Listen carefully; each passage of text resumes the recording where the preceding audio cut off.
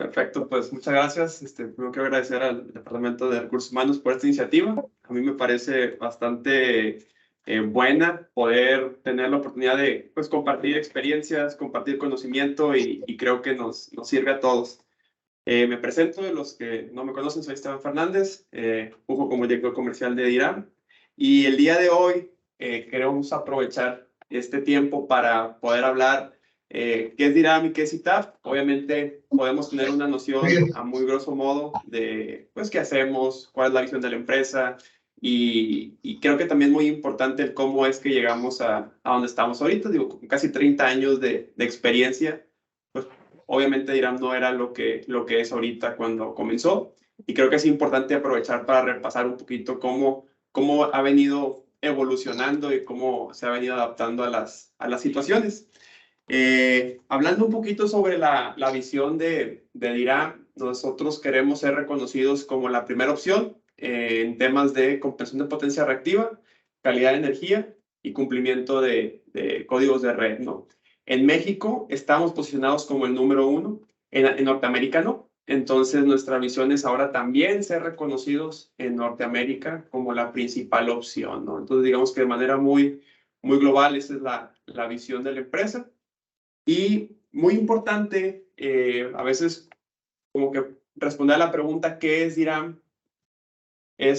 Al menos para mí es algo complejo desde el punto de vista, podríamos decir, oye, DIRAM es su gente, lo cual es verdad, ¿no? Oye, pues somos los que hacemos que esto funcione y que funcione de cierta manera, que hay una cierta cultura.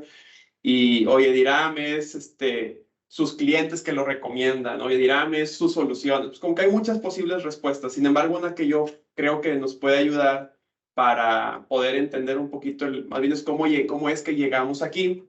Y a veces, y tomando un poquito la frase de Steve Jobs que decía, oye, no se pueden unir los distintos puntos mirando hacia adelante, sino que más bien los puedes unir únicamente mirando hacia atrás y encontrar, pues, cómo es que, con base a lo que has venido haciendo, qué es lo que podrías hacer hacia el futuro, ¿no? Entonces, como que esta va a ser la tónica de la presentación de hoy, ver un poquito el pasado, cómo estamos hoy y hacia dónde queremos ir.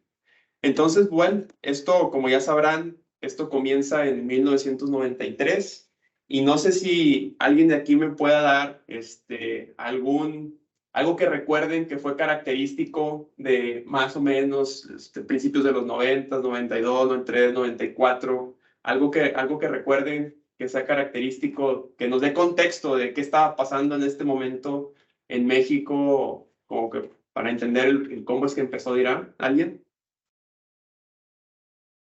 Algo. Digo, algunos a lo mejor estaban muy chiquitos o... Estaban, Ok, ahí algunos no habían nacido, algunos ya habíamos nacido, estábamos pequeños, seguramente habrá algunos que ya estaban un poquito más grandes, pero bueno, por ejemplo, ¿qué estaba pasando en el 94 desde el punto de vista, o 93, 94, desde el punto de vista regulatorio, por así decirlo? Estaba cambiando una manera en la que antes de este año el factor de potencia no se cobraba en la industria. Tú podías tener el factor de potencia que, vamos a decir, que tú quisieras, por así decirlo, y a ti solamente te cobraban por temas de demanda y de energía. En esta coyuntura se estaba poniendo de moda en Estados Unidos y en el mundo el tema de la globalización, como que de alguna manera el comercio internacional estaba empezando a cobrar relevancia y dentro de esto había pláticas de que México, Estados Unidos, Canadá, como que hicieran bloque para aprovechar pues, los recursos, la industria, el capital humano y como que fortalecernos a nivel mundial como bloque, ¿no? Entonces, todo eso estaba pasando y para que eso funcione necesitas tener un sistema eléctrico que esté fuerte, que esté robusto. Entonces es que en aquel entonces todo el sistema eléctrico y toda la energía dependía solo de CFE. Así es como funcionaba. Entonces lo que hace CFE es, dice, como necesito que mi sistema eléctrico esté un poco más robusto y que sea más eficiente, voy a poner una métrica que le ayude a los usuarios a poder cuidar uno de los indicadores que son muy importantes, en este caso el factor de potencia. Entonces es una regulación en el que dicen, si tienes un factor de potencia por debajo de 90, va a haber una penalización en tu recibo de CFE. Y si tienes un factor de potencia arriba de 90, es que te voy a dar una bonificación que puede ser hasta el 2.5%. Entonces es un cambio de paradigma total, porque algo que antes no le ponías atención, ahora incluso puede ser que te cueste más la energía o que te cueste menos.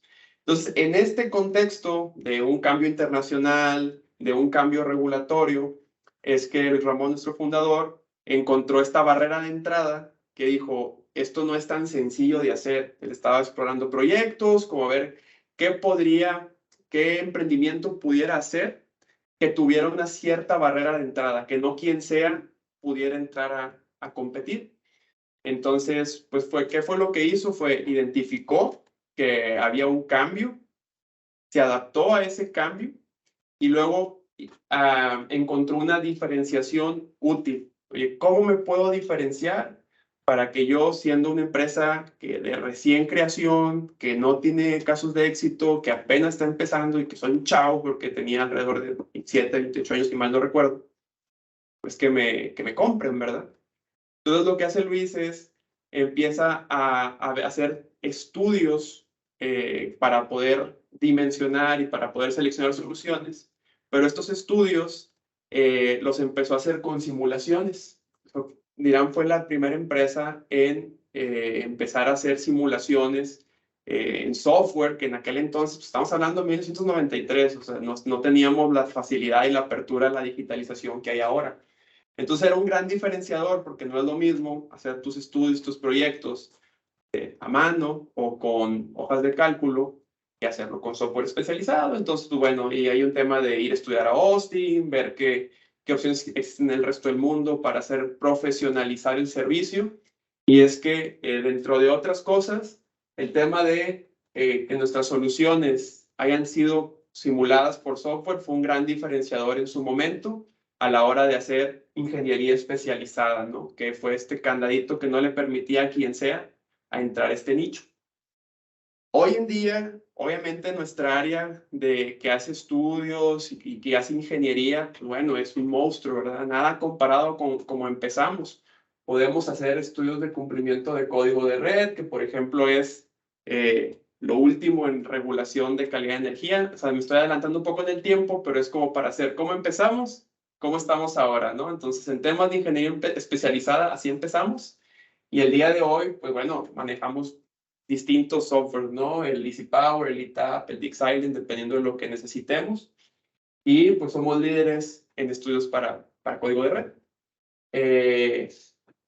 Podríamos hablar de qué es el código de red. Yo creo que ese mejor lo dejaríamos para una sesión específica de a lo mejor una hora, pero a muy grandes rasgos lo que les puedo decir es que son las reglas mínimas que deben de cumplir los usuarios que utilizan el sistema eléctrico, para reglas mínimas de técnicas para poder usar el sistema eléctrico, ¿no?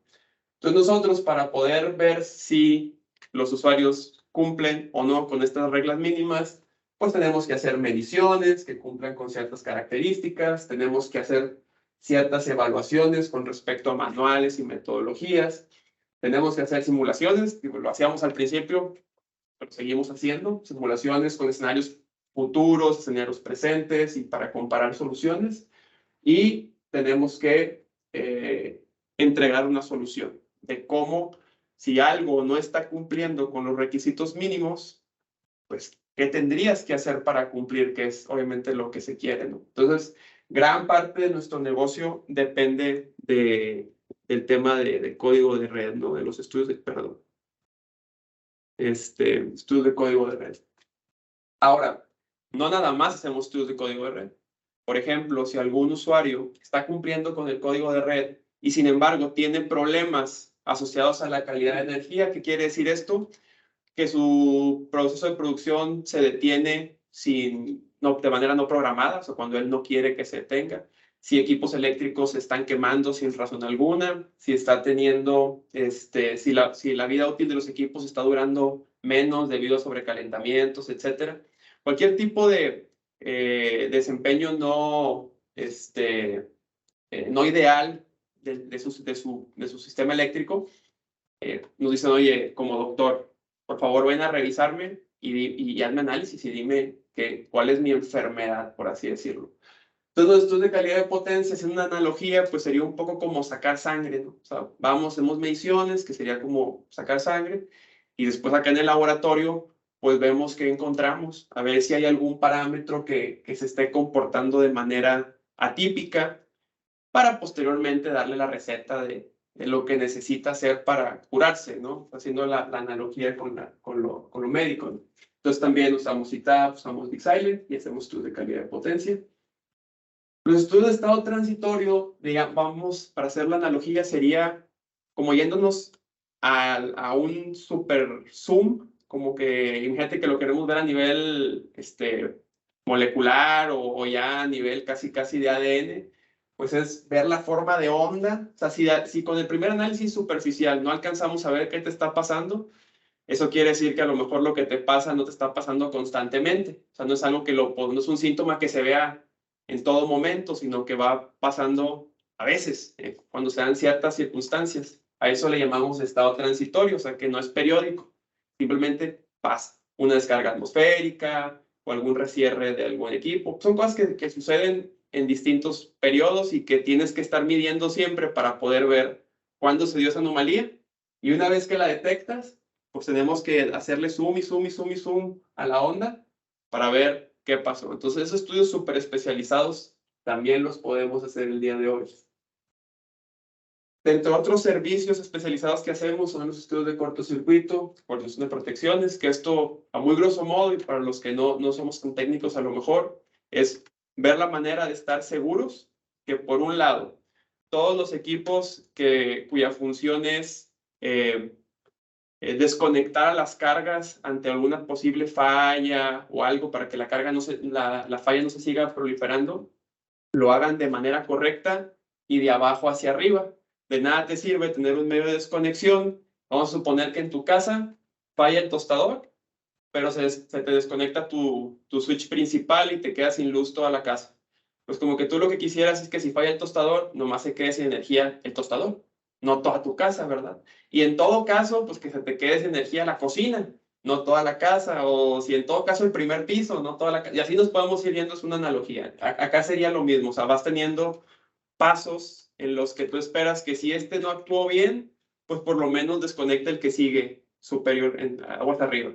Y si ese no lo hizo bien, pues por lo menos lo haga el que sigue, de tal forma que por ningún motivo tumbes el sistema. Sería lo peor que podría pasar, que una falla, en este caso vamos a suponer que estamos en un edificio de departamentos, pues que un tostador deje sin energía a toda la torre de departamentos, ¿no? Aquí ya estamos involucrando fallas a terceros, etc. Entonces, el estudio de cortocircuito y coordinación de las protecciones, una de sus funciones es esa, que las protecciones vayan actuando en tiempo. Pero además hay un tema de arco eléctrico, que de aquí lo que se trata es que todos los tableros donde están los equipos eléctricos tengan una nomenclatura que te diga qué tanta energía se puede disipar a la hora de una falla. ¿Para qué? Pues para que si tú estás manipulando ese tablero y estás cerca, tengas la protección adecuada, o sea, el grosor, vamos a llamarlo, que tengas la protección adecuada por si llegara a haber una falla, que esa falla no te cause daños físicos, ¿no? Entonces, esto lo hacemos y bueno, también requiere su grado de especialidad, por supuesto. También, para que una central eléctrica renovable o no renovable se conecte al sistema eléctrico, hay que hacer una serie de estudios para saber si la red va a estar, tiene las características adecuadas para poder recibir esta energía que va a inyectar a la red. O sea, no podemos, si hiciéramos la analogía de una tubería de agua, si quisiéramos, por ejemplo, conectar una nueva presa a nuestra tubería actual, tal vez el diámetro, por ejemplo, de la tubería ya está saturado. Entonces, por más que conectes una nueva presa, pues no va a fluir más agua porque tienes tu sistema de tuberías saturado. Ya no puede fluir más agua por esa tubería. Entonces, tal vez tendríamos que tener tuberías más grandes, ¿verdad? Para poder hacer llegar más agua al resto de la población. Bueno, aquí es lo mismo. O sea, conectar y conectar y conectar centrales eléctricas por todos lados, te da más capacidad instalada, pero no necesariamente te da más disponibilidad de energía si el sistema eléctrico no está del tamaño adecuado a este crecimiento, ¿no? Entonces, conforme hay más demanda y más oferta, tiene que haber un sistema eléctrico que acompañe. El estudio para ver si está adecuado o no y qué se necesita para adecuarlo, lo hacemos nosotros y lo necesitan todas las centrales eléctricas nuevas. Entonces, es otro tipo de estudios muy especializados que también hacemos aquí en DIRAM, en este caso para centrales eléctricas, ¿no? Y bueno, hay una serie de resultados que tenemos que entregar para validar si está o no está cumpliendo. En el caso de no cumplir, qué adecuaciones se necesitarían hacer a la red para que lo dejen conectarse, ¿no? Si no, el escenario del si no es catastrófico. Imaginen ustedes que son inversionistas y que construyen una central fotovoltaica o eólica y le invertiste, no sé, a lo mejor 20 o 50 o 100 millones de dólares y te dicen, oye, ¿qué crees? El sistema eléctrico pues no tiene capacidad de recibir esa energía y pues no vas a poder vender energía. Es una inversión parada que no va a tener un retorno, nunca. Entonces, pues es necesario hacerlo antes y poder ir viendo qué capacidad hay para que contemples, en el caso de tener que hacer adecuaciones, de tener que el sistema eléctrico crecerlo para poder entregar esa energía, pues que esa inversión la contemples desde antes y no cuando el proyecto ya está hecho. También ayudamos con esto. Y de manera, a muy grosso modo, como que esa es toda la parte de ingeniería especializada. Cómo empezamos y cómo estamos ahora. No sé si sobre esto hay alguna pregunta o quieren que me voy yendo así corrido y conforme vayan saliendo. ¿Qué es lo que más piden aquí en DIRAM? ¿Qué tipo de estudio piden más? Hoy sería el de código de red. A partir del el código de red empieza en el 16, ponen un primer fecha límite de 2019 para empezar a multar. Yo diría que desde el 2017, 18 en adelante, los estudios de código de red ampliaron, a lo mejor serán el 80 o el 75% de los estudios que hacemos, porque vino derivado de un cambio regulatorio. Entonces, obviamente, se aumentó mucho la demanda de ese tipo de estudios, serían esos actualmente. Muy bien. Entonces, ya pasamos 1993, seguimos con 2001. A lo mejor aquí sí ya algunos ya estaban un poquito más grandecitos. ¿Habrá algo que les recuerde del finales de los 90s, principios de los 2000s? ¿Algún contexto que recuerden o para poder hablar en qué estaba pasando en el mundo este año? ¿Alguien? ¿2000? ¿2001? No sé, en el grupo, ¿no? Nada. Ahorita con el cafecito despertamos, no se preocupen. Bueno, en el 2001 estábamos justo pasando en medio por una gran crisis financiera en Estados Unidos que se le llamó la crisis .com, que fue, haz cuenta que antes de los finales de los 2000 se puso, en mitad de los 90 se puso muy de moda todo el tema del internet, etcétera, fue un boom, que para finales de los 2000 cualquier empresa cuyo visión o cuya operación tuviera que ver con temas de .com, o sea, con estar en la nube y estar en internet, pues fue súper sobrevalorado. Haz de cuenta, empezaron a recibir muchas inversiones y muy parecido a como ahorita pasa con IoT o con inteligencia artificial o así, que hay muchísimas empresas y que esas solo quedarán algunas, van a sobrevivir algunas. Bueno, en aquel entonces era simplemente con estar en línea, estar en la red. Entonces hizo una burbuja que con este tipo de empresas hubo una gran crisis y al mismo tiempo de esa crisis .com estaba ya la globalización y el comercio internacional ya estaba más desarrollado. ¿Recuerdan que en el 93 apenas se venía haciendo lo del Tratado de Libre Comercio y todo eso? Bueno, para los 2000 esto ya estaba funcionando. Entonces ya había un comercio internacional que esto te invitaba a que no todo necesariamente lo tuvieras que hacer en tu país.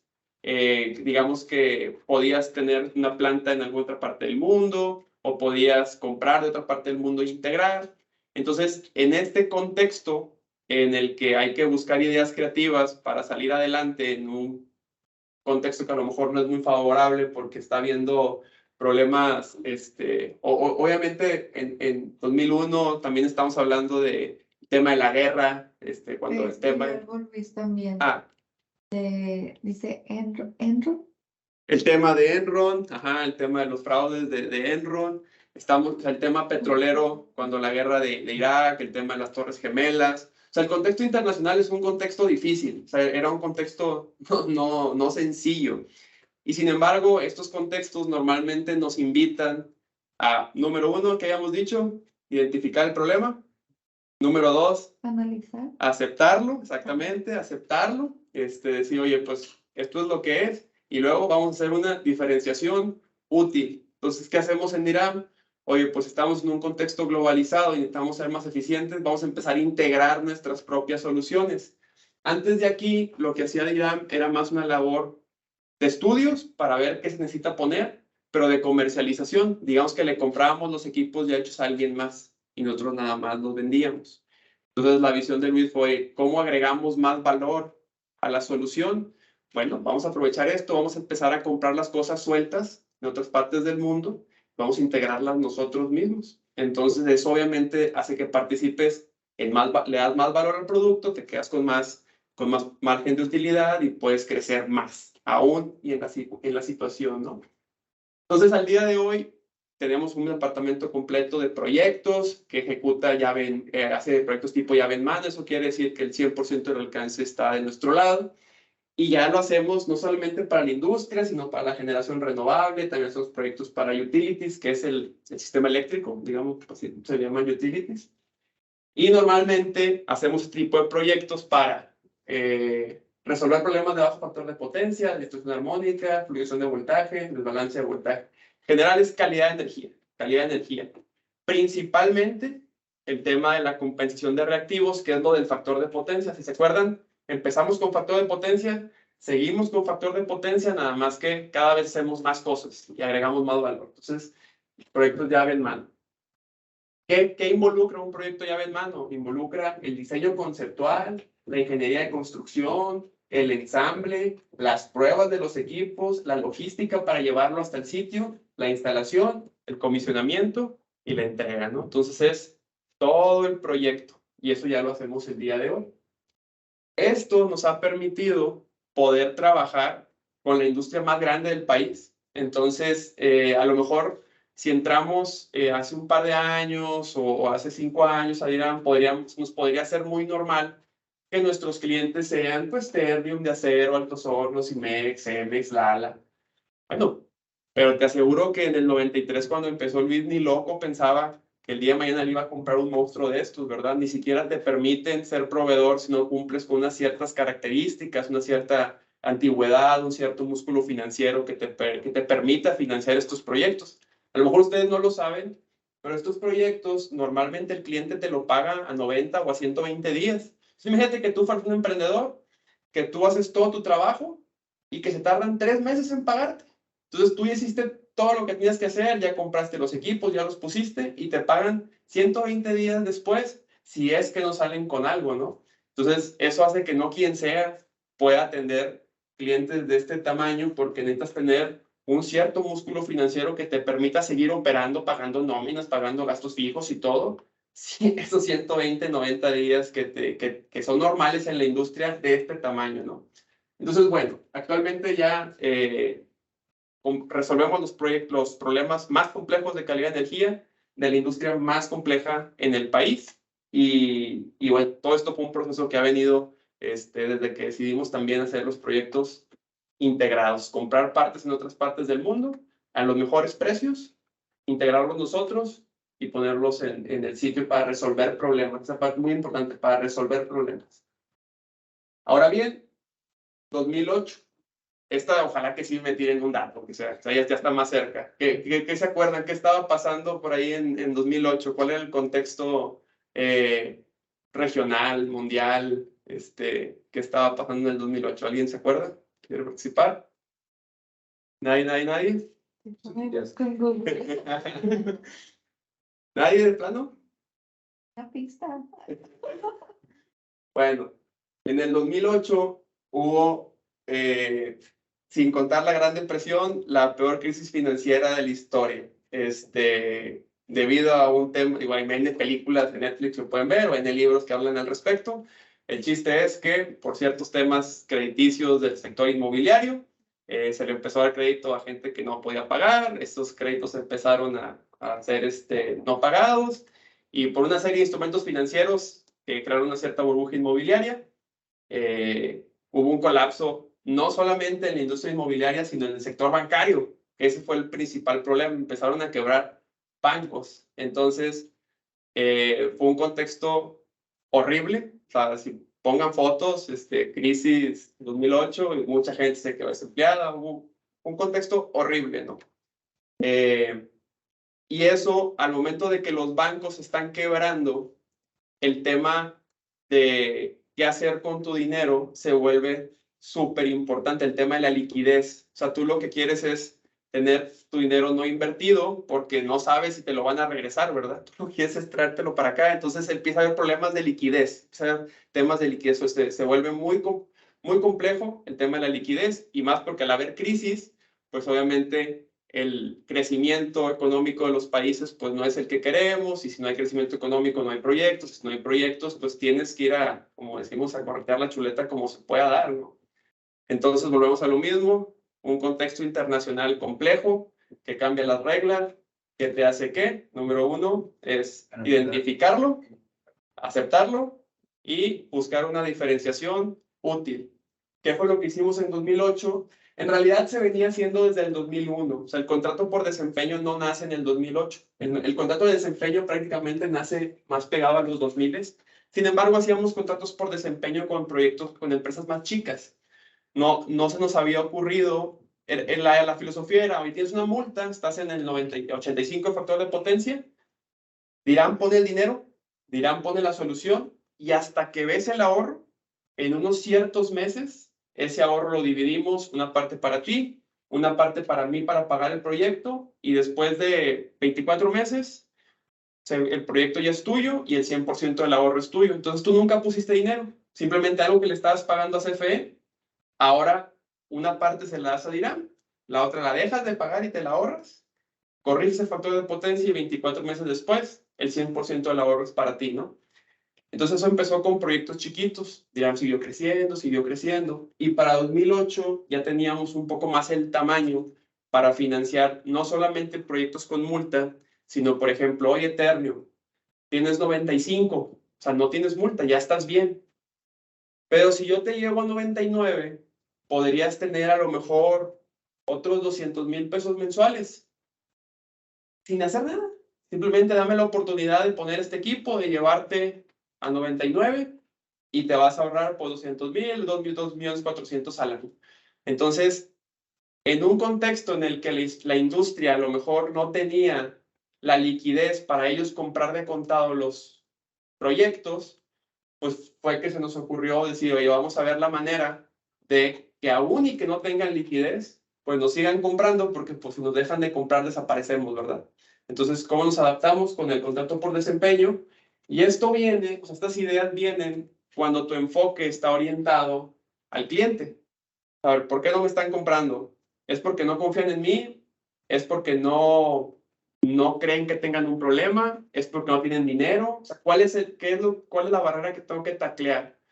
Entonces, al estar siempre pensando en cómo hacerle para que el cliente no tenga esas dificultades, es que vienen ideas como estas, que nos permitió seguir creciendo aún en escenarios adversos. A partir del código de red, el contrato por desempeño como que bajó un poco de prioridad, porque ahora el incentivo no era tanto ahorrar, sino tener un cumplimiento regulatorio. Sin embargo, fue pieza clave para el crecimiento de Dirán. Lo podríamos seguir haciendo, y creo que de aquí lo que queda todavía muy presente es que Dirán siempre se ha caracterizado por dar garantías muy enfocadas en taclear las dudas del cliente. Dirán es la única empresa que da garantías regulatorias, por ejemplo. Es, oye, yo estoy tan seguro de mi equipo de ingeniería y mi equipo de proyectos que en el caso de que te llegaran a multar por no cumplir la regulación, yo me hago responsable de la multa, ¿no? De la multa regulatoria, cosa que nadie más hace, ¿no? Y hoy yo me hago cargo del mantenimiento preventivo y correctivo, etcétera, con temas de postventas, de cuenta de garantías, pólizas, etcétera, muy orientadas al enfoque del cliente. Entonces, como pueden ver, lo mismo, veníamos de un cierto contexto que nos hace cambiar. Después de ahí pasamos al 2012. Esta está más difícil, entonces no les voy a preguntar. Si no agarraron las anteriores, se me hace que esta tampoco no me la van a agarrar. Pero aquí en el 2012, contextualmente veníamos empieza a haber la revolución del shale, por ejemplo. Empieza a cambiar mucho el paradigma de cómo la industria eléctrica está creciendo y empezamos a utilizar mucho más el gas natural. Estados Unidos pasa de ser un 100% importador y consumidor no 100%, pero de ser un gran importador, o sea que no podías abastecer su demanda, su consumo total de petróleo y de gas. Encuentra el shale, que a veces se le llama exploración no convencional, o es otra manera de extraer gas, que lo que hizo fue que sus reservas de casi no tener, a tener muchísimas. Entonces pudo abastecer todo su consumo de petróleo, todo su consumo de gas y además exportar. Ese pequeño cambio de paradigma hace que le sobre gas hasta para vendernos a México, y en este escenario en el que estamos haciendo una política de bloque, una política comercial de bloque de México, Estados Unidos, Canadá, es que empieza ya en México empezamos a entender que tenemos que migrar a un mercado abierto. Si recuerdan, cuando empezamos en el 93, por ahí les dije que era 100% responsabilidad de CFE, todo lo que tenía que ver con hacer llegar la energía a los usuarios.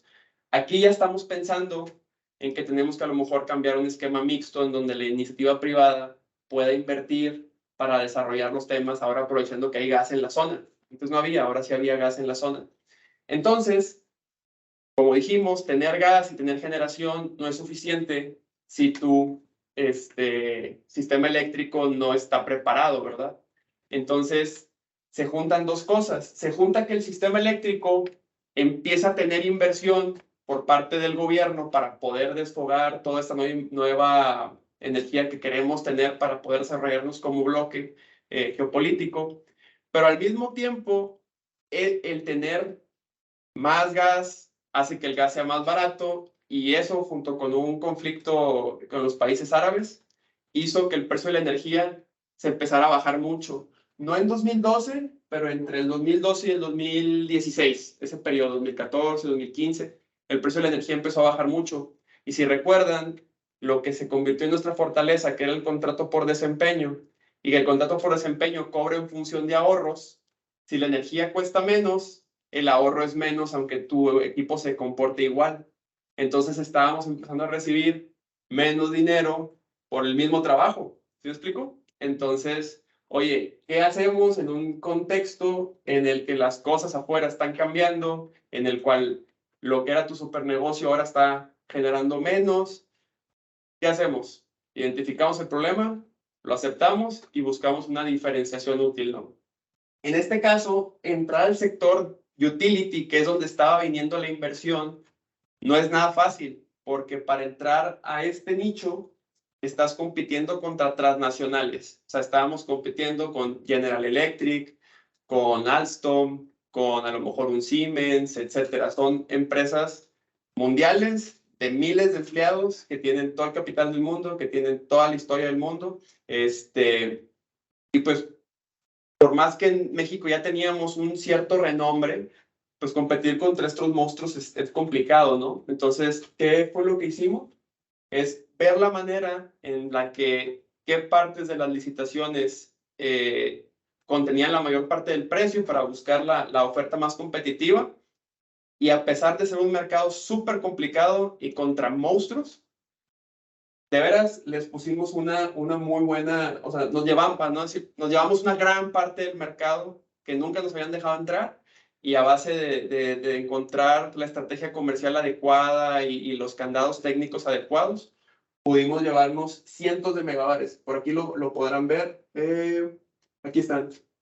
480, y luego los que ven que son poquitos, pues 7.5, etcétera, pero pues las cantidades son muchas. Por ejemplo, aquí 252 bancos tipo poste, 224 bancos tipo poste, 93 bancos tipo poste, 175.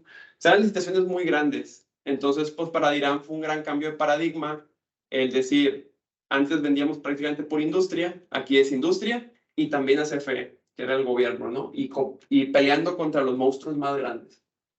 ¿Qué está, perdón, diciendo el Arturo Oropesa? Adelante. Dice, comprábamos EQS, no sé a qué se refiere. Pues a ver si puede no usar el En acrónimo. dólares cobrábamos descuentos de cuentas baratas y en pesos. Exacto. Exacto. Sí. No, equipos. Comprábamos Ah, equipos en dólares, cobrábamos descuentos de cuentas baratas y en pesos. y en pesos. Sí, exactamente. O sea, a lo que voy es que se ha buscado siempre la forma, ¿no? Después de ahí viene 2016, que aquí ya no es un tema tanto, está más bien derivado de lo anterior, es que por fin, finales del 14, 15, etcétera, se viene todas las reformas estructurales. Cuando entra el gobierno de Peña Nieto, junto con las reformas, viene la reforma energética, en la que ya se materializa todo lo que les venía diciendo. Y ya esta visión que se había intentado desde Calderón de poder darle más opción a los privados para generar energía, se materializa y se concreta con la reforma energética. Y para que esto pudiera pasar, para que el sector se pudiera expandir y pudiera crecer, obviamente había que poner ciertas reglas mínimas, el famoso código de red. Entonces en 2016 nos enteramos que están cambiando las reglas radicalmente en la industria eléctrica en particular. ¿Y qué es lo que hacemos? Pues hacemos dos cosas. Por un lado, obviamente la clave es la misma, identificamos el problema, lo aceptamos y buscamos una diferenciación útil. ¿Cuál es la diferenciación útil? Hubo dos, o a lo mejor hubo muchas más, pero quiero destacar dos. Desde el punto de vista regulatorio, hicimos todo lo que estaba a nuestro alcance, que fue mandar cartas a clientes que nos recomendaran, asegurarnos de llenar los requisitos. Ahí el equipo de Diana hizo una labor titánica para poder cumplir con todas las reglas necesarias para poder pertenecer a este club de TOBI, que es el Comité Consultivo de Confiabilidad del Código de Red. Este equipo de aquí es el que se iba a dedicar a analizar el código de red, ver qué errores tenía y proponer la versión mejorada, haz de cuenta. Entonces, imagínate que van a hacer ese club, pues como dirán, claro que queríamos formar parte de ese club, ¿no? Y era un club muy selecto. Si se fijan, en general son asociaciones. Es la Asociación Mexicana de Energía Eléctrica, la Asociación Mexicana de Energía, Cogenera, energía eólica, perdón, energía normal, Cogenera, y luego de centros de carga, pues estaba CEMEX, y luego CFE Calificados, CFE Transmisión, CFE Distribución, la Cámara Nacional de la Industria Eléctrica, de la Manufactura de la Industria Eléctrica. Entonces, si se fijan, se nace, logramos convencerlos de que Dirán podía aportar demasiado en evaluar la factibilidad de lo que estamos pidiendo costo-beneficio. Ok, nosotros podemos poner las reglas más estrictas para el sistema eléctrico, pero si no hay manera de eso, hacerlo en la vida real, si no es económicamente o técnicamente viable, pues nadie lo va a cumplir. Entonces la regulación tendría que tener ese elemento de que costo-beneficio tuviera sentido, ¿no? Y que además teníamos la voz de muchísimos clientes que ya nos venían comentando áreas de oportunidad que estaban detectando en el código de red. Para no hacerle largo el cuento, nos aceptan y fue un parteaguas porque a nivel nacional empezamos a navegar con bandera de expertos en código de red. Nos obliga esto a ponernos a estudiar temas de derecho energético, temas regulatorios, lo cual no teníamos ni la menor idea, pero teníamos muchas ganas de hacerlo. Pero esto no hubiera servido de nada, honestamente, si no hubiéramos entendido qué tipo de equipos es el que se iba a requerir para cumplir esta regulación. Desde antes del código de red ya veníamos intentando implementar este tipo de equipos, los que ponen con electrónica de potencia, los compensadores estáticos de varios y los STATUMS, que digamos que los STATUMS es lo último en tecnología de calidad de energía de hoy. Entonces, al mismo tiempo que estamos intentando entrar al tema de ser expertos regulatorios y dar conferencias y andar por todo México diciendo que somos los mejores, pues teníamos que también respaldar ese marketing, por así decirlo, con tener la mejor tecnología para cumplirlo, ¿no? Y es cuando empezamos a hacer proyectos, se venden los SBCs, que fue un hito importantísimo en la parte de Irán para la industria cirúrgica, y se empiezan a vender los StatComs. Estos de un proveedor extranjero, que simplemente nuestro valor agregado era saber, entender cómo funcionan para poderlos diseñar nosotros y para poder ejecutar el proyecto nosotros, ¿no? O sea, simplemente traemos el equipo, pero hay que hacer la instalación, la obra civil, la supervisión, el comisionamiento, pues hay mucho trabajo detrás y obviamente la especificación. Y a día de hoy somos la empresa mexicana que más StatComs tiene por mucho. Tenemos alrededor de 26, 27 y alrededor de 750 megabares instalados, lo cual es una locura. O sea, es una locura porque esto, como les digo, empezó en el 16, los pininos, y en el 18-19 agarró vuelo, ¿no? Entonces, sin duda es una trayectoria envidiable en muy poco tiempo y ha sido una labor tanto comercial, del equipo comercial, de poder diferenciarnos y competir, como ya les dije, contra un Siemens, contra ABB, etcétera, que son marcas transnacionales, pero ahora en el sector industrial, tanto como el equipo de proyectos, pues para implementarlo, ¿no? Que son proyectos súper complejos y de millones de dólares. No es lo mismo cometer un error en un proyecto de $10,000 que cometer un error en un proyecto de $5 millones, ¿no? Y aquí son algunos ejemplos. Por ejemplo, estos son de los primeritos SBCs. Esto ya es un StatCom, de los más grandes del mundo en siderúrgica, 320 megabares junto con sus filtros. Es un StatCom de su acero. Entonces, bueno, como ven, traspasamos la barrera. Antes se pensaba que los StatComs solo eran para la siderúrgica. A día de hoy los instalamos en automotriz, los instalamos en minería, como por ejemplo digamos que ya rompimos ese paradigma de que los StatComs solo son para la siderúrgica, lo cual nos ayuda, por ejemplo, automotriz otra vez, etcétera. Y bueno, después en 2018, pues tuvimos la mala noticia de un cambio de administración que sabíamos que iba a dar el giro contrario, en lugar de tener una apertura privada al sector eléctrico, a regresar al modelo tradicional, por lo menos que se iba a intentar, ¿no? Y parte de las banderas de esta administración es reducir el gasto público lo más que se pueda, la famosa austeridad franciscana, ¿no? Entonces, yo creo que el debate económico y político de si eso es bueno o malo, yo creo que no nos atribuye a nosotros. Lo que es un hecho es que si no hay gasto público en materia del sistema eléctrico, pues obviamente es un mercado que estaba y que ya no está. Entonces, digamos que, por ejemplo, si ya no va a haber nuevas centrales renovables conectándose, pues es un nicho que estaba y que ya no está. Si ya no va a haber inversión en la red, pues es un nicho que estaba y que ya no está. Si ya no va a haber apertura a nueva inversión de esta industria, pues es un nicho que ya no estaba y que estaba y que ya no está. Entonces, ¿qué tenemos que hacer? Pues nuevamente identificar para dónde va la tendencia, aceptarlo, no se vale llorar, no se vale lamentarnos, hay que adaptarnos con una diferenciación útil. Y lo que quedaba era una regulación que era el Código de Red 2.0, en 2018 ya lo sabíamos, que esta lo que hacía era renovar la primera versión y lo extendía, la parte de factor de potencia la extendía a las cargas más chiquitas, que es un segmento que normalmente no atendemos.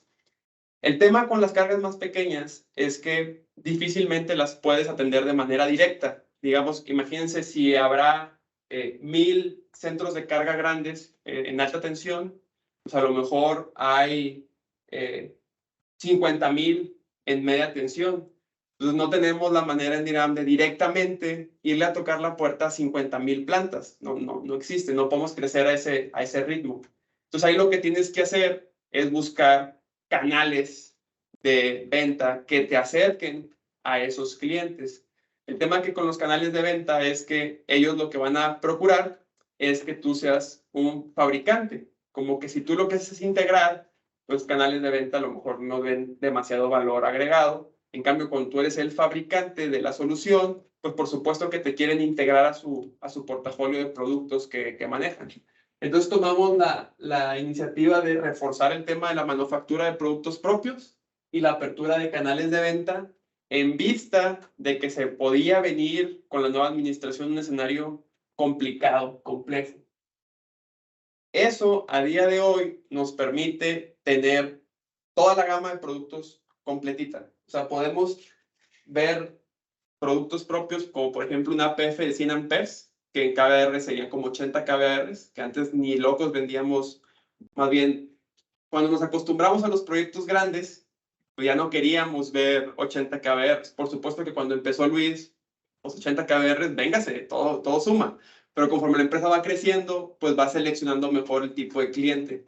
Pero ahora que quieres tener canales de distribución que van a agarrar tu producto y ellos lo van a vender al usuario final, pues podemos tener equipitos chiquititos de 80 kBR, que pueden ser, por ejemplo, filtro activo, o podemos tener los de Elspec, que son los filtrizados. También pueden ir, pues sí, desde los 200 y tantos kBR hasta, no sé, un megabar de equipitos ahí en paralelo. Tenemos la manufactura de los Falcons, que también fue un hitazo para, por ejemplo, la industria mediana, la minería, la cementera, etcétera, con este equipo contenerizado, que es plug and play, que llega y que se conecta con menos obra civil o con menos instalación, por así decirlo, electromecánica, pues fue también un gran diferenciador en su momento para poder distinguirnos no solo como integradores, sino como un centro de manufactura de equipos propios, ¿no? Y así, seguimos manejando los de rack abierto, los de tipo contenedor, y ya conforme el sistema eléctrico va creciendo en voltaje, ya hablando de subtransmisión, transmisión, pues tenemos los STATCOM, tenemos los SBC, entonces tenemos la gama completa, le podemos hacer al cliente lo que necesite, ¿no? Entonces, lo mismo. Y en tema de compensación de reactivos, por ejemplo, en baja tensión, hacemos de lo más simple y por pasos hasta lo más complejo. Yo creo que si quisiéramos ver exactamente qué es un filtro activo, qué es un filtro pasivo, cuáles son las diferencias, las ventajas, lo podemos dejar para una sesión de 1 hora que lo veamos. Ahorita llévense la idea de que lo importante es que hacemos todo. O sea, todo y sobre todo lo vanguardista. O sea, todo lo que implica soluciones inteligentes, soluciones de vanguardia, que están ad hoc a la regulación nueva, sin importar el tamaño. Estos son los pequeñitos de baja tensión, por ejemplo, como este. Y tenemos los de media tensión que son mucho más grandes y que también los hacemos, ¿no? Esa es la diferencia, como estos Falcons, ¿no? Que en su momento pues fue un cambio radical porque se podían poner en alto, porque podías poner uno sobre el otro, porque reducía el tiempo de instalación, etcétera. Y bueno, proyectos tenemos muchísimos en la industria del acero, del cemento, de la minería, del gas, y entre otros. Y nos ha ayudado también como que esta lógica a poder llegar a, por ejemplo, nuestros productos han llegado a Estados Unidos. Los contenedores tenemos en Tenaris Bay City, tipo Metal Close tenemos en Termin Sherport, tipo Rack los tenemos en Tenaris en Arkansas. Incluso ya exportamos nuestro primer filtro activo propio, que es el Smart Tip. Ya se fabrica lo hace el CITAD, pero bueno, ya me estoy adelantando un poquito. Entonces, bueno, esto fue 2018, manufactura y canales de venta.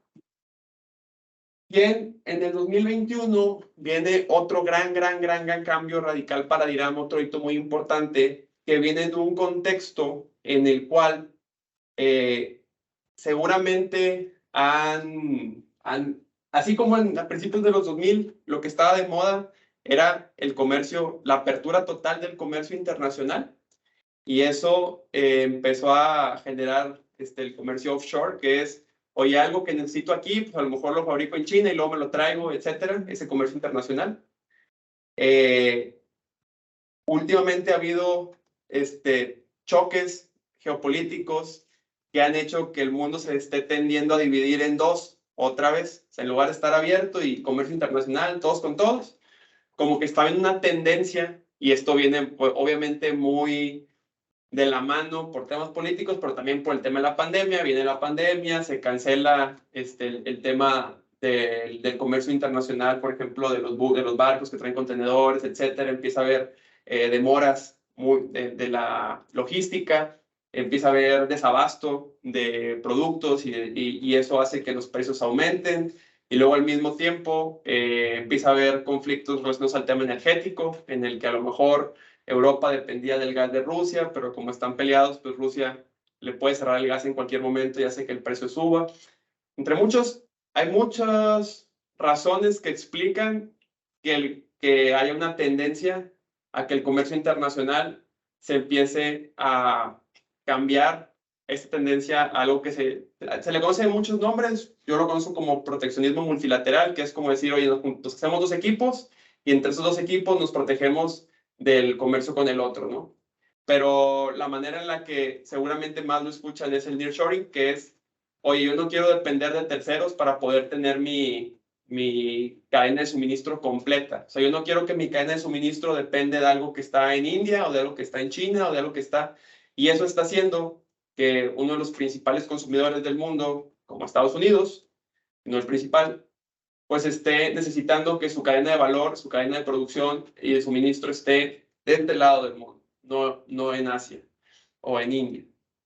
Entonces, eso cambia totalmente el paradigma de qué es lo que se necesita. Y es en ese escenario en el que otra vez cobra sentido la alianza México, Estados Unidos, Canadá como bloque sólido, en el que de alguna manera ya no va a ser, o que el desarrollo tecnológico va a ser preferido si está de este lado, es en el que pasan dos cosas. Por un lado, Southern States, debido a toda la historia de éxito de DRAM, voltea a vernos y nos ve como un aliado estratégico para poder seguir creciendo en Estados Unidos y en el mundo. Y al mismo tiempo nosotros vemos esa oportunidad para aprovechar esa mancuerna para empezar a desarrollar no solo productos, sino productos con electrónica de potencia, lo cual es toda la diferencia del mundo. Hay muy pocos desarrolladores de electrónica de potencia en México. Entonces, bueno, digamos que de alguna manera se juntó el hambre y las ganas de comer. Se da el joint venture después de esfuerzos titánicos de ambas partes, pues, por ponernos de acuerdo de cómo operar y de cómo sería el arreglo más justo para todos para crecer. Y eso, pues bueno, para los que no saben quién es Southern State, pues Southern State es una empresa de más de 100 años. O sea quiero que ubiquen esto. O sea, digamos que acá andábamos en la revolución casi, y Southern State ya estaba vendiendo equipos eléctricos, ¿no? Entonces, una empresa, 100 años. 100 años, o sea, estamos hablando no, se dicen fáciles, nosotros tenemos 30 y son muchos, ellos tienen 100. Súper reconocida en el sector utility, líder mundial en el switcheo de equipos eléctricos, y pues una muy gran empresa que ha adquirido empresas en otras partes del mundo, compró a Coelme en Italia, compró a AGIC en Francia, tiene otra parte de Coelme en México, tiene una filial de Vanguard, es una empresa muy grande, para que nos entendamos. Y esto, además de darnos un soporte internacional de mancuerna, pues también le permitió a DRAM utilizar gran parte de ese capital para invertir en un centro de investigación que como tal no empezó así, pero pues como les digo lo de Steve Jobs, pues los puntos normalmente se unen para atrás y conforme a eso es que puedes proyectar hacia adelante. Entonces, digamos que a día de hoy eso nos permite pararnos aquí y decir, oye, pues tengo mi corporativo, tengo mi almacén, mi centro de manufactura, perdón, tengo mi almacén y tengo mi centro de investigación y desarrollo, que es el CITAD, ¿no? Entonces, claro que la foto, pues, por ejemplo, en mi caso, que ya tengo 11 años aquí, pues hasta se siente bonito ver cómo algo que era una oficinita bien pequeña, de a lo mejor 25, 30 personas, pues ahorita ya se convirtió en algo mucho más grande y que tiene un alcance mucho mayor, ¿no? Y de mucho mayor impacto. Entonces, hablando particularmente del Centro de Investigación y Desarrollo, es que en una de esas pláticas que no sabes, yo recuerdo muy bien, de repente Memo me mandó un one-on-one, oye, ¿de qué se trata? Pues no sé, tú cállate. Y nos empezamos a reunir periódicamente. Y una de esas ideas, oye, pues ¿cómo ves? Y vamos formalizando, y lo que empezó una platiquita de vamos formalizando este equipo que se está armando con la visión de desarrollar tecnología de punta, pues lo vamos formalizando a algo más serio, ¿no? Que tenga un impacto mayor. Y es ahí donde, después de muchas pláticas, se ocurre, oye, pues vamos a hacer un centro de investigación y de innovación de tecnología aplicada a potencia. Y esto, más que un nombre rimbombante, lo que quisimos es dejar bien claro en el nombre, pues la esencia del CITAP, que es, oye, no nada más quiero investigar, ya estábamos haciendo para ese entonces publicación de papers en la IEEE, en la India, o sea, ya estábamos investigando pininos, pero queríamos que esa investigación no se quedara en un paper, sino que se trasladara a una aplicación real que solucione problemas reales en la industria, ¿no? Entonces este centro quería tener las dos, un alto grado de investigación científica, pero que esté aplicada, ¿sí? ¿Y a qué queremos aplicar esa tecnología? Al tema de potencia, que es un nicho muy específico en el que somos líderes en México. Y bueno, esto a día de hoy, pues ya hasta vemos la pick and play de cómo la electrónica de potencia, pues ya no se solda a mano, sino que se integra de manera automática con este equipo. Aquí está la inauguración del CITAP.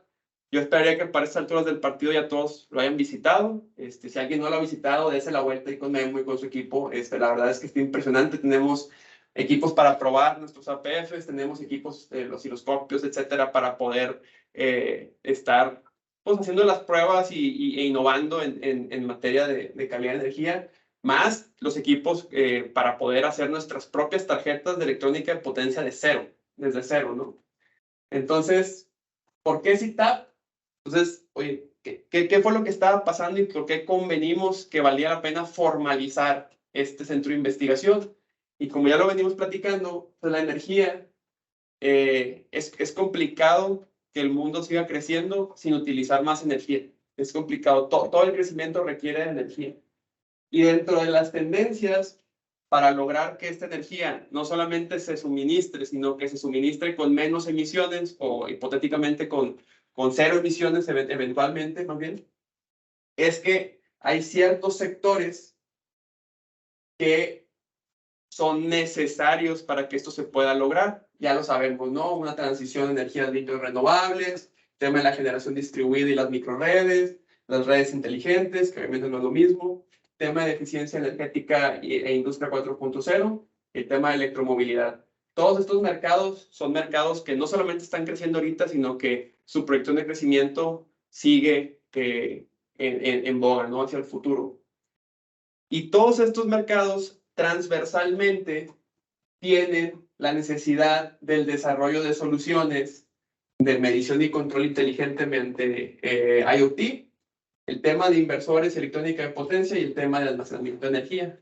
Actualmente, el CITAP está enfocado en esta parte de la electrónica de potencia, pero el día de mañana podría también dar un salto hacia la parte de almacenamiento, que es a la parte de medición y control inteligente, simplemente que obviamente es un paso, ¿no? Y lo que buscamos con esta formalización es que no tener toda la carga de la complejidad de lograr esto solo en nuestra espalda, sino que de alguna manera relacionarnos con la academia y relacionarnos con el gobierno para que en conjunto podamos tener un alcance mayor, ¿no? Entonces, se hizo la propuesta de crear y con mucho orgullo les decimos que hace unas semanas, un par de meses, ya logramos inaugurar formalmente el CITAP. Si bien tiene más de un año operando como tal, digamos que ante la sociedad ya pudimos reunirnos con las principales universidades de aquí de la región, con el Colegio de Ingenieros e incluso con el gobierno del estado, para poder darle formalidad y empezar a trabajar en conjunto para poder llevar esto al siguiente nivel. ¿Y qué es lo que está trabajando el CITAP? Entre otras cosas, uno de los proyectos insignia es el filtro activo, ¿no? Entonces, ¿cómo es que ha venido evolucionando esto? El filtro activo, nosotros comenzamos comprándolo, como comenzó Dirán, lo compramos en China y lo instalamos en México. Así, nada más. Y después dijimos, oye, ¿qué pasaría si en lugar de comprarlo completo en China, compramos partes en China, pero lo ensamblamos en México? Entonces ya estamos participando un poquito más en la cadena de valor para empezar a entenderle, etc. Oye, pero ¿qué pasaría si no nada más lo ensamblamos, sino incluso rediseñamos parte de este equipo en México? Entonces, digamos que para julio del 22 ya estábamos haciendo esto y que tuviera certificación UL, lo cual es necesario para poderlo mandar a Estados Unidos. Y en abril decimos, ¿qué pasaría si no solamente aquí al hablar de diseño, ya estamos hablando de que prácticamente la totalidad del equipo es mexicana, salvo, digamos que el cerebro, por así decirlo, el cerebrito, el FPGA. Y si por ahí alguien necesita, corregirme, me pueden corregir porque yo estoy así como que ahí vamos. Entonces, según yo, lo único que falta aquí es el FPGA, que sigue siendo, lo seguimos trayendo, ¿no? Junto con parte del código, etcétera. Pero nuestra meta es que para abril del 23 el equipo sea 100% diseñado y fabricado por nosotros. Entonces, aquí sí ya es todo, no nada más los fierros, incluso la programación, todo, 100% nuestro. Nada más confirma Guillermo que es correcto, solo el FPGA se compra en China. Perfecto. Bueno, entonces sí, ya estamos bien. Entonces, este pequeño cambio de aquí, obviamente todos los cambios son importantes, pero el orgullo de decir el 100% del equipo se diseña, se programa, se ensambla, se prueba, se manda a sitio, se mide, todo 100% mexicano es un brinco abismal, sobre todo cuando tú quieres ir a Estados Unidos y si ellos te dicen, oye, no me interesa equipo oriental, tú le dices, oye, no te preocupes, Hola, Mar, ¿cómo andas? es 100% mexicano, ¿no? Entonces no tendrías ningún problema. Y ya, a este equipo le llamamos el Smart Kit, que dentro de todo, el paso al que queremos llegar es que no solamente sea un filtro activo, que aquí la analogía, nomás déjame ver, ok, la analogía está después. Entonces digamos que es todos los problemas que estén asociados armónicas, bajo factor de potencia, incluso desbalance, los podemos solucionar con una sola solución, que en este caso sería el Smart Tip, y que no solamente queremos que sea un filtro activo, sino que tenga rasgos y componentes de control dirigidos por inteligencia artificial. Ahorita vemos un poquito ese tema. Entonces, bueno, igual no me voy a poder explicar ahorita qué es el factor de potencia, armónicos y desbalance, pero lo haremos en una sesión en particular. Pero el chiste es que lo corrige. ¿Cómo lo corrige? Esto lo podemos asociar como en lugar de tener una senoidal perfecta, que es como nos llega la energía, tiene distorsiones o desviaciones o cosas que no son una senoidal perfecta. Entonces, dependiendo del tipo de distorsión, nosotros las categorizamos como diferencias o problemas de calidad de energía, ¿no? Es la manera de que los entendemos. Entonces, estos tres los podemos corregir sin problema. Y aquí la analogía más sencilla que creo que todos vamos a poder entender de qué hace un filtro activo son los audífonos que tienen Active Noise Cancelling, que le das un clic y lo que hace es escucha el ruido de afuera e inyecta la onda contraria a la que tiene el ruido de afuera para que tú no escuches nada. Entonces tú tienes una onda de una forma y inyectas la contraria, se cancela y eliminas el ruido de afuera. Eso en ondas sonoras. En la red ocurre lo mismo. Si supusiéramos que el sistema eléctrico te entrega una senoidal perfecta, las cargas no lineales, vamos a entender por cargas no lineales los robots, todas las cargas que tienen un cuadrito que transforma de alterna directa. La tecnología, vaya, para resumirlo en tecnología. Toda la tecnología, los procesos de manufactura, por su naturaleza, consumen no de manera senoidal, sino que distorsionan la forma de onda por su naturaleza. O sea, no es que estén fallando, así es. En los cursos de calidad de energía podríamos ahondar en ese tema. El chiste es que lo que hace el SmartTIF es medir estas desviaciones y hacer un cálculo para inyectar la forma de onda necesaria para cancelar esas desviaciones, de tal manera que con el filtro activo tienes la senoidal perfecta y sin el filtro activo pues tienes una senoidal pues imperfecta. Exactamente. Entonces eso es lo que hace el SmartTIF. Y el tema de la inteligencia artificial, lo que se pretende hay distintas maneras de, mediante estrategias de control, lograr esto. unas más y otras menos eficientes, y esas va a depender del problema que quieras solucionar. Actualmente, parte del setup que tenemos que hacer para que esto quede perfecto es manual. Hay que de alguna manera darle ciertos parámetros de configuración. Lo que esperamos es que el día de mañana el equipo por sí solo pueda ver el problema y pueda de alguna manera autosintonizarse para corregir el problema de la manera más adecuada, ¿no? Es a muy grosso modo, lo mismo extiendo a Guillermo el derecho de réplica, si hay algún matiz que quisiera hacer, pero así es como yo lo entiendo hacia dónde vamos, ¿no? Y pues bueno, a mí me llena de orgullo que también estemos impulsando este tipo de cambios vanguardistas. Y bueno, ese es donde estamos ahorita, ¿no? Es el día de hoy. Oye, ¿para qué queremos hacer todo esto? Pues obviamente para que nuestro alcance no solamente se limite al área mexicana, sino que logremos también, como lo pusimos en la visión, que era el segundo slide, de poder ser reconocidos como la mejor o la primera opción en temas de compensación de reactivo, calidad de energía y de cumplimiento regulatorio, pero en Norteamérica, ¿no? Entonces, pues bueno, sin más, esto es lo que quería compartirles y quedo abierto a cualquier pregunta para a lo mejor matizar o resolverla, no sé si me es posible. Y no me quiero ir sin antes agradecer nuevamente el tiempo y sobre todo invitarlos. Yo creo que todos tenemos algo importante y valioso que compartir con el resto de la organización. Entonces, a lo mejor a algunos nos da un poco de pena o lo que sea. Yo los invito ampliamente a que se animen a proponer temas con Paola. Ahí está el calendario abierto y creo que es bien enriquecedor. A veces queremos que vengan expertos de afuera cuando tenemos el conocimiento en casa, ¿no? Y qué mejor que irnos conociendo y ir compartiendo lo que sabemos. Entonces, súper bienvenidas las ideas y sobre todo, pues, la proactividad de compartirnos cualquier conocimiento que beneficie, ¿no? ¿A qué? Pues, obviamente, a adaptarnos y a diferenciarnos de manera útil para seguir creciendo todos, ¿no? Y pues, bueno, muchas gracias nuevamente y vamos a seguirnos viendo en estas sesiones.